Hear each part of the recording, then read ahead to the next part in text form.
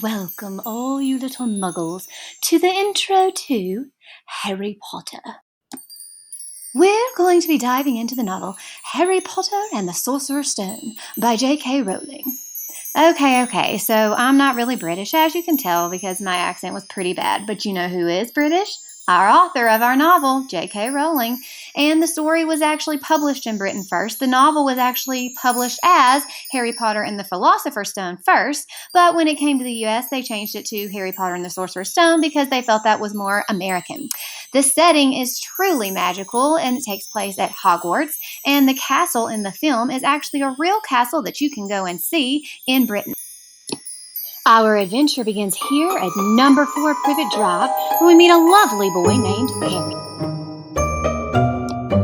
Harry lives with his aunt and uncle, the Dursleys. They have a little boy of their own whom they treat very kind and lovingly. However, they treat Harry with disgust and hatred, and they force him to live in a cupboard under the stairs.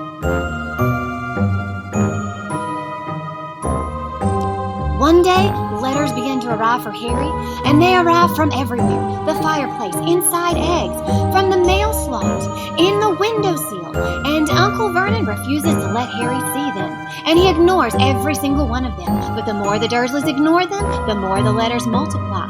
They continue to arrive no matter where Harry is, and Uncle Dursley begins to go crazy with anger when he can't get the letters to stop. Things get so much worse when Uncle Vernon could not get the letters to stop, and he did everything he could think of. So he took the family to stay in a secluded hut on the rock in the middle of the ocean. He thought nobody and nothing would be able to reach them here. How wrong he was. On the very night that they arrived at the stroke of midnight, 1, 2, 3, boom! A giant shows up and breaks the door down and forces his way in. He argues with Uncle Dursley and tells Harry that he was lied to about his parents. The giant brings up the letters that Harry was sent, but Harry has to explain that he has no idea what the giant is talking about because Uncle Vernon has kept the letters from him this whole time. When Hagrid hears this, he becomes enraged and he decides to tell Harry everything from start to finish, and he delivers some spectacularly magical news to Harry.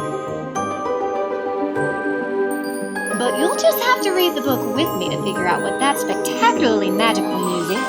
While you read, you'll be taking notes for each chapter that we read in preparation for your novel project. You're going to take those chapter-by-chapter notes and use them to become a podcaster. Oh, yeah! You will team up with a partner or a small group and create 3 podcasts throughout our reading of this novel. You will have a podcast for the beginning chapters, the middle chapters, and the ending chapters, so that by the end, you have a full novel set of podcasts. For each of the 3 podcast sessions, you'll meet with your team members to discuss your topics, and you'll write a script. Then you'll rehearse the script with your team members and record that podcast.